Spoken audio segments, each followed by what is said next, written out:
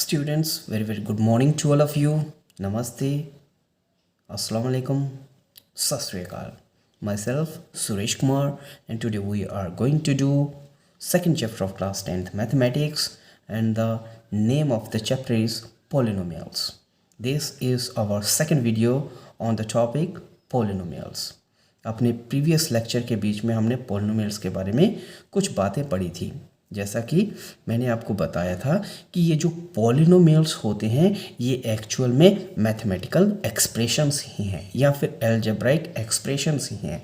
आप कभी भी कंफ्यूज मत होना कि ये जो पॉलिनोमियल्स होते हैं ये कोई अलग चीज़ है, नहीं, ये पॉलिनोमियल्स मैथमेटिकल एक्सप्रेशंस ही हैं या अलजेब्राइक एक्सप्रेशंस ही होती हैं। नंबर 1, ठीक है। दूसरी चीज़ मैंने आपको पॉलिनोमियल्स के बारे में बताई थी कि पॉलिनोमियल्स को समझने के लिए पहले उसकी बेसिक चीज़ जिसको हम टर्म कहते हैं उसको समझना ज़रूरी है। किसको? टर्म की। आखिरकार ये टर्म जो है इस पॉलिनोमियल के बीच में, ये जो टर्म लफ्ज़ जो है या टर्म जो है ये आखिरकार क्या होता है, किसको हम टर्म कहते हैं। तो मैंने शुरू में ही तब आपको बताया था किसी एग्जाम्पल को लेकर के, जैसे कि 2x + 1, ठीक है। 2x + 1 की एग्जाम्पल को ही अगर ले लें तो इसके बीच में मैंने आपको टर्म के बारे में समझाया था उस टाइम पे भी, अपने पिछले लेक्चर के बीच में भी, कि टर्म क्या होता है। तो मान लेते हैं कि 2x + 1 जो है ये एक पॉलिनोमियल है, तो ये वाकई में एक पॉलिनोमियल है, ठीक है। पॉलिनोमियल है और दूसरा ये मैथमेटिकल एक्सप्रेशन भी है, तो मैं इसको कहता हूँ मैथमेटिकल एक्सप्रेशन है। इस एक्सप्रेशन के बीच में देखो एक प्लस का साइन आया हुआ है। इस प्लस के साइन के राइट हैंड साइड में और इस प्लस के साइन के लेफ्ट हैंड साइड में जो भी पार्ट आ रहा है या जो भी नंबर आ रहा है वो नंबर टर्म कहलाता है। क्या कहलाएगा? टर्म कहलाएगा। तो ये जो पॉलिनोमियल है या ये जो मैथमेटिकल एक्सप्रेशन है, क्या है ये? इसको मैं मैथमेटिकल एक्सप्रेशन कह लेता हूँ या इसी को मैं पॉलिनोमियल भी कह सकता हूँ, ठीक है। मैथमेटिकल एक्सप्रेशन और पॉलिनोमियल के बीच में आप कंफ्यूज मत हो जाना। तो ये मैथमेटिकल एक्सप्रेशन या फिर ये जो पॉलिनोमियल है, इस पॉलिनोमियल के बीच में प्लस और माइनस के साइन के लेफ्ट हैंड साइड में या राइट हैंड साइड में जो भी हिस्सा आता है या जो भी नंबर आता है वो एक्चुअल में क्या कहलाता है? टर्म कहलाता है। जैसे 2x एक टर्म है और ये जो 1 है, ठीक है, ये भी एक टर्म है। क्या है? ये एक टर्म है। तो आप ये कह सकते हो कि ये जो मैथमेटिकल एक्सप्रेशन है ये 2 टर्म से मिलकर के बनी हुई है, या फिर ये जो अलजेब्राइक एक्सप्रेशन है 2 टर्म से मिलकर के बनी हुई है, या फिर ये जो पॉलिनोमियल है 2 टर्म से मिलकर के बनी हुई है, ठीक है। तो पहचाना कैसे आपने टर्म को? प्लस के साइन के लेफ्ट हैंड साइड में या प्लस के साइन के राइट हैंड साइड में जो भी पार्ट आ रहा है वो पूरा का पूरा पार्ट टर्म कहलाता है। लेकिन एक चीज़ आपको यहाँ पर ध्यान रखनी है, जब आप टर्म को चूज़ करते हो कि इसके बीच में कौन कौन सी टर्म आ रही है, तो उस टर्म के साथ में, उस नंबर के साथ में जो भी उसका प्लस या माइनस का साइन लगा हुआ है उसको उसके साथ में ही लिया जाता है।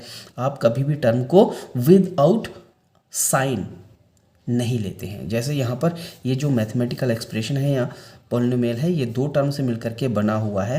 एक टर्म ये वाली है और दूसरी टर्म ये वाली है, ठीक है। पता कैसे किया? प्लस या माइनस के साइन के इधर उधर जो भी पार्ट आएगा वो टर्म है। तो टर्म को कभी भी आप विदाउट साइन नहीं लोगे। जैसे ये क्या है? फर्स्ट टर्म है और ये क्या है? सेकेंड टर्म है, ठीक है। क्या है ये? सेकेंड टर्म, T1 कह लो या T2 कह लो, सेकेंड टर्म है। फर्स्ट टर्म जो बनी हुई है वो बनी हुई है 2x, ठीक है। इस 2x के साथ में इसका कोई साइन भी है, ठीक है, या प्लस का होगा या फिर माइनस का होगा, या प्लस का होगा या फिर माइनस का होगा। यूजुअली जिसके भी साथ में कोई भी साइन नहीं होता वो एक्चुअल में प्लस का ही होता है। तो पहली वाली टर्म इसकी +2x है, ठीक है। दूसरी वाली टर्म क्या है? ये देखने में क्या लग रही है? 1, लेकिन इस 1 के साथ में साइन भी तो लगा है ना। किसका साइन है? प्लस का 1, तो ये प्लस का 1 है। चाहे आप इसको प्लस का 1 लिखो या सिंपली 1 लिखो, तो ये 2 टर्म से मिलकर के बना हुआ पॉलिनोमियल है या फिर 2 टर्म से मिलकर के बनी हुई मैथमेटिकल एक्सप्रेशन है। तो एक्सप्रेशन से ही टर्म्स निकली हुई हैं। समझ में आया? यहाँ पे तो आपको टर्म का तो पता चल गया। दूसरी चीज़ जो मैंने वहाँ पर समझाई थी कि कोई भी टर्म जो होती है, ठीक है, कोई भी टर्म जो होती है वो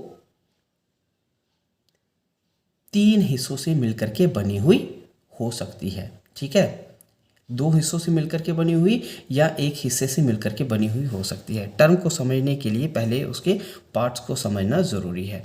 जैसे ये फर्स्ट टर्म है, यहाँ पर आप देख रहे हो ये 2x है, किसके साथ? 2x है, ठीक है। फर्स्ट वाली टर्म 2x है। इस 2x के बीच में ये जो नंबर पार्ट है, ये मैं कल भी समझा रहा था आपको, ये जो नंबर पार्ट है इसको हम क्या कहते हैं? कोफिशिएंट। क्या है ये? कोफिशिएंट, ठीक है। और इस नंबर पार्ट के साथ में ये जो दूसरा हिस्सा लगा हुआ है जो कि इंग्लिश के अल्फ़ाबेट x से आया है, ठीक है। यानी कि इंग्लिश का अल्फ़ाबेट x है। ये क्या है? ये इंग्लिश का अल्फ़ाबेट x है। x की जगह इंग्लिश का अल्फ़ाबेट A भी हो सकता था, B भी हो सकता था, C भी हो सकता था, या फिर Z भी हो सकता था। A से लेके Z तक कोई भी अल्फ़ाबेट हो सकता था, ठीक है। या फिर अल्फ़ा, बीटा, गामा, इस तरीके के सिंबल भी यहाँ पर हो सकते थे। एक्चुअल में क्या है, चाहे सिंबल लो चाहे इंग्लिश का अल्फ़ाबेट लो, है क्या? ये वेरिएबल। क्या है ये? वेरिएबल, ठीक है। क्या है ये? वेरिएबल है। तो हमने यहाँ पर अब हाँ एक चीज़ और समझाने वाली है। वेरिएबल का मतलब क्या होता है? वेरिएबल का मतलब होता है जिसकी वैल्यू फिक्स ना हो, ठीक है, जो इक्वेशन के बीच में अपनी वैल्यू को बदल सकता है, जिसकी वैल्यू दूसरे वाले नंबरों के ऊपर डिपेंड करती हैं। अगर दूसरे वाले नंबर उस इक्वेशन के बीच में बदलते हैं तो डेफिनेटली ये जो वेरिएबल होता है इसकी वैल्यू भी बदल जाती है, ठीक है। तो इसलिए इसको वेरिएबल कहा जाता है। आपने linear equation in one variable में भी ज़रूर देखा होगा। जैसे ही सिचुएशन बदलती है, कंडीशन बदलती है, नंबर बदलते हैं, वैसे ही x की वैल्यू भी उस इक्वेशन के बीच में बदल जाती है। यानी कि उस x की अपनी कोई फिक्स्ड वैल्यू नहीं होती है, वो दूसरों के ऊपर डिपेंड करता है अपनी वैल्यू के लिए। इसलिए इसको वेरिएबल कहा जाता है, बदलती रहती है। तो यहाँ पर हम देख रहे हैं कि ये वाली टर्म जो है 2 हिस्सों से मिलकर के बनी हुई है। 2 जो कि नंबर पार्ट है और x जो कि वेरिएबल है। जब ये 2 जो है वेरिएबल के साथ में होता है, ठीक है, या जब ये नंबर पार्ट किसी वेरिएबल के साथ में होता है और ये नंबर पार्ट उस वेरिएबल के साथ में मल्टीप्लाई हो रहा होता है, ये चीज़ याद रखना, ये नंबर पार्ट इस वेरिएबल के साथ में मल्टीप्लाई हो रहा होता है, तब इसी नंबर पार्ट को हम कोफिशिएंट कहते हैं। क्या कहते हैं? कोफिशिएंट कहते हैं। यहाँ पर 2 जो है वो x का कोफिशिएंट है, ठीक है। क्यों है ये 2 जो x का कोफिशिएंट क्यों है? क्योंकि यहाँ पर 2 जो है वो एक्चुअल में x के साथ में मल्टीप्लाई हो रहा है। क्या हो रहा है? 2 जो है वो x के साथ में मल्टीप्लाई हो रहा है। मतलब 2x को आप 2 इंटू एक्स भी लिख सकते हो। ये चीज़ आपको पता होना ज़रूरी है। दूसरी चीज़, कोफिशिएंट यहाँ पर वेरिएबल के बारे में हमको क्या इन्फॉर्मेशन दे रहा है वो भी आपको पता होना चाहिए। कोफिशिएंट यहाँ पर वेरिएबल के बारे में ये बता रहा है कि ये जो वेरिएबल है ये 2 टाइम्स ऐड हो रहा है, या 2 टाइम्स आ रहा है, या 2 टाइम्स ऐड हो रहा है। समझ हो कुछ? मतलब इसी 2x को आप x प्लस x भी लिख सकते हो। x plus X equal to 2x, ठीक है। तो ये जो कोफिशिएंट है हमको ये बता रहा है कि ये जो x है कितनी बार, कितने नंबर ऑफ टाइम्स जमा हो रहा है, ठीक है। या फिर ये जो x है कितने टाइम्स इसकी ताकत है, या कितने टाइम ये मल्टीप्लाई हो रहा है, ठीक है, कितने गुना है। आप सिंपल भाषा में इसको अगर बोलोगे तो कितने गुना है, यहाँ पर हम कह सकते हैं कि ये जो x है ये 2 गुना है। मतलब इसकी ताकत जो है 2 गुनी है। और दोगुनी ताकत कब आएगी? जब 2x जुड़ेंगे तभी तो 2 गुनी ताकत आएगी। तो 2x का मतलब x प्लस एक्स होता है। समझे कुछ? और अगर 3x होगा इसका मतलब x plus x 3 time x जमा हो रहा है। तो कोफिशिएंट का ये मतलब होता है। कोफिशिएंट ही हमको बताता है कि वो वेरिएबल कितने टाइम जमा हो रहा है। तो ये तो था फर्स्ट टर्म का। दूसरी वाली टर्म को जब हम देखते हैं, सेकंड टर्म को, ठीक है, कौन सी सेकंड टर्म, यहाँ पे सेकंड टर्म देखो क्या है, ये 1 है, सिर्फ 1 है। इस 1 के साथ में क्या कोई वेरिएबल लगा हुआ है? नहीं लगा हुआ है। और ये 1 है क्या? ये भी तो नंबर ही पार्ट है। क्या है ये भी नंबर ही है। जैसे कोफिशिएंट एक नंबर था, वैसे ये भी एक नंबर ही है, लेकिन इस नंबर के साथ में कोई भी वेरिएबल नहीं है। जब किसी नंबर के साथ में किसी पॉलिनोमियल के बीच में किसी नंबर के साथ में कोई भी वेरिएबल नहीं होता है, ऐसे केस में वो नंबर कांस्टेंट कहलाता है। क्या कहलाता है? कांस्टेंट कहलाता है। ठीक है, क्या कहलाएगा? कांस्टेंट कहलाता है। ये मैंने कल भी आपको समझाया था।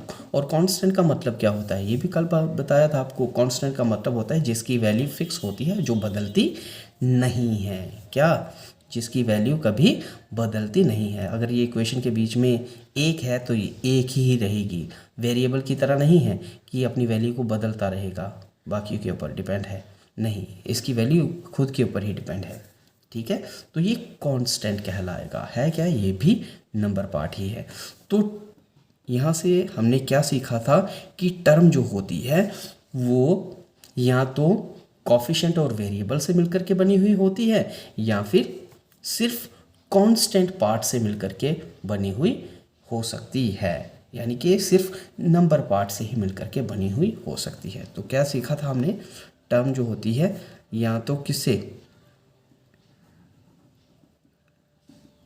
कोफिशिएंट और वेरिएबल से मिलकर के बनी हुई हो सकती है, या फिर सिंपली कांस्टेंट पार्ट से मिलकर के बनी हुई हो सकती है। तो ये तो था टर्म।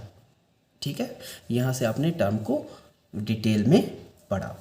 अब टर्म से आगे चलते हैं, क्योंकि मैंने आपको शुरू में ही बताया था कि पॉलिनोमियल्स को पढ़ने से पहले आपको टर्म का पता होना चाहिए, क्योंकि पॉलिनोमियल्स जो होते हैं वो टर्म से ही मिलकर के बने हुए होते हैं, इसलिए टर्म को समझना ज़रूरी था। तो टर्म को आपने समझा।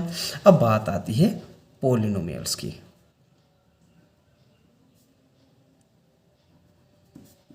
कि आखिरकार पॉलिनोमियल्स क्या होते हैं?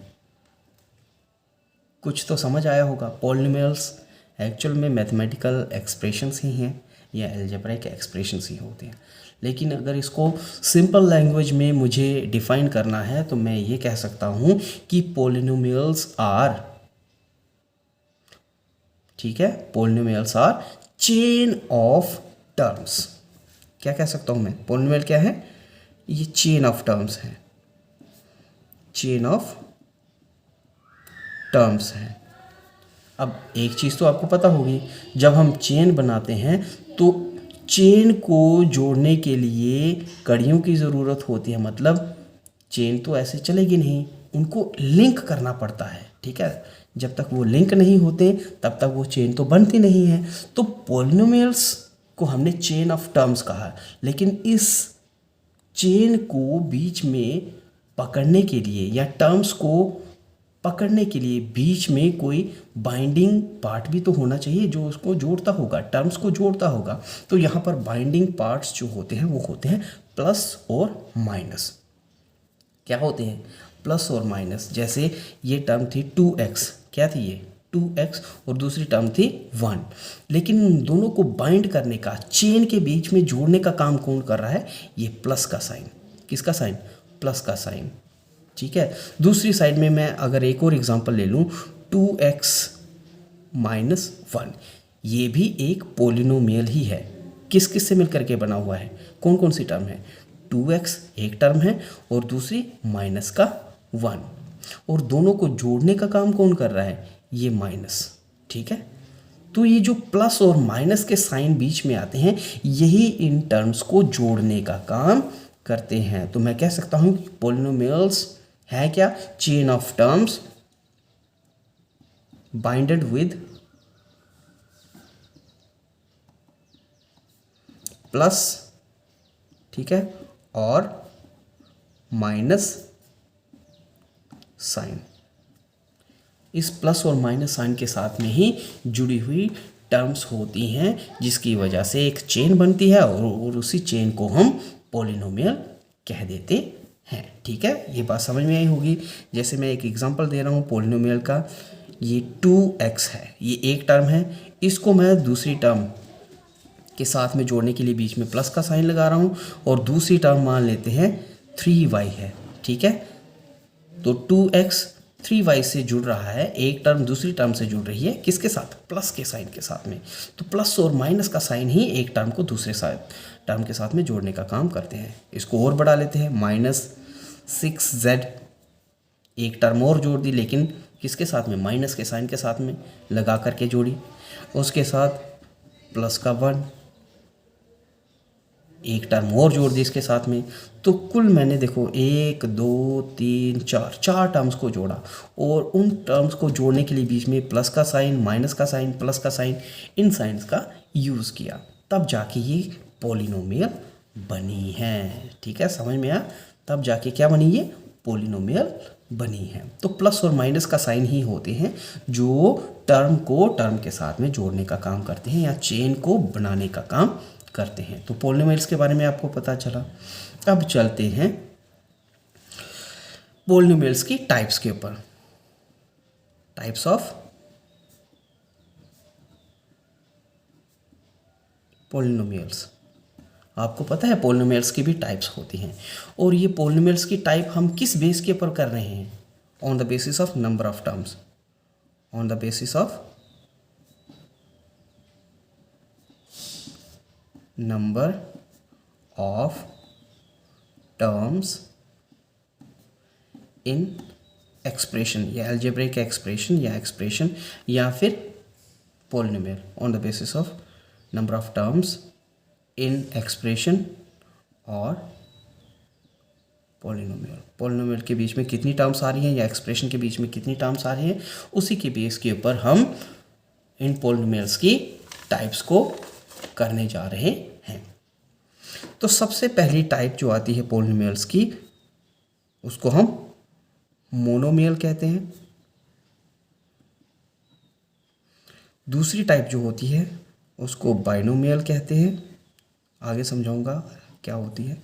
तीसरी टाइप जो होती है उसको ट्राइनोमियल कहते हैं, और 3 से जब ज़्यादा हो जाएं उसको हम पॉलिनोमियल कहते हैं। यानी कि मोनोमियल, बाइनोमियल, ट्राइनोमियल, पॉलिनोमियल। तो जैसा कि मैंने शुरू में ही बताया था आपको कि ये जो मैं इसकी डिवीज़न कर रहा हूँ या इसकी टाइप्स जो बना रहा हूँ, ये on the basis of number of terms in polynomial, मतलब उस पॉलिनोमियल के बीच में कितनी टर्म्स आ रही हैं या फिर कितनी टर्म्स से मिलकर के बना हुआ वो पॉलिनोमियल है, उसी के बेस के ऊपर हमने उन पॉलिनोमियल्स को अलग अलग कैटेगरी के बीच में डिवाइड किया है या उनका नाम रखा हुआ है। सबसे पहले बात करते हैं मोनोमियल। मोनो का मतलब ही होता है एक, सिंगल, वन।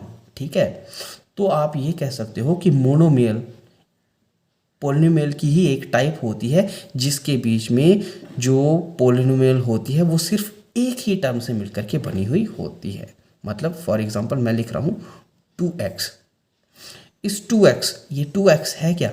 ये एक पॉलिनोमियल ही है। क्या है ये? पॉलिनोमियल ही है। ठीक है, आगे मैं समझाऊंगा। ये क्या है? एक मैथमेटिकल एक्सप्रेशन है या एल्जेब्राइक एक्सप्रेशन है या फिर सिंपली एक स्क्वायर एक्सप्रेशन कह सकते हो। ये एक्सप्रेशन के बीच में आप देख रहे हो सिर्फ एक ही टर्म है 2x। एक ही टर्म है ना, एक ही टर्म है। तो जब कोई पॉलिनोमियल या जब कोई एक्सप्रेशन एक ही टर्म से मिलकर के बना हुआ होता है उसको मोनोमियल कहते हैं। अरे भाई, मोनो का मतलब ही होता है सिंगल, वन।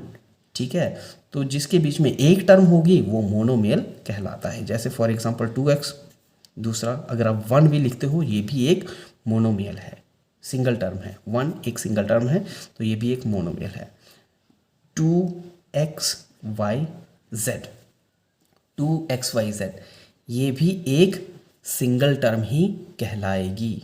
ठीक है, क्योंकि मैंने आपको बताया था कि एक टर्म को दूसरी टर्म से डिफरेंट करने के लिए या एक टर्म को दूसरी टर्म से जोड़ने के लिए बीच में प्लस और माइनस का साइन होता है, लेकिन इसके बीच में देखो 2xyz का मतलब क्या हो गया, 2 into X into Y into Z है। यहाँ पर प्लस और माइनस का साइन थोड़ी ना है।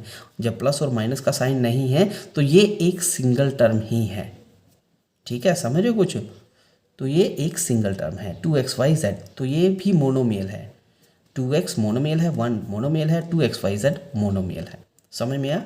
जिसमें एक ही टर्म होगी। बाइनोमियल की बात करते हैं। बाइनो का मतलब होता है जिसमें दो टर्म्स होंगी। ठीक है, बाइनो का मतलब होता है टू या पेयर। ठीक है, तो जिसमें दो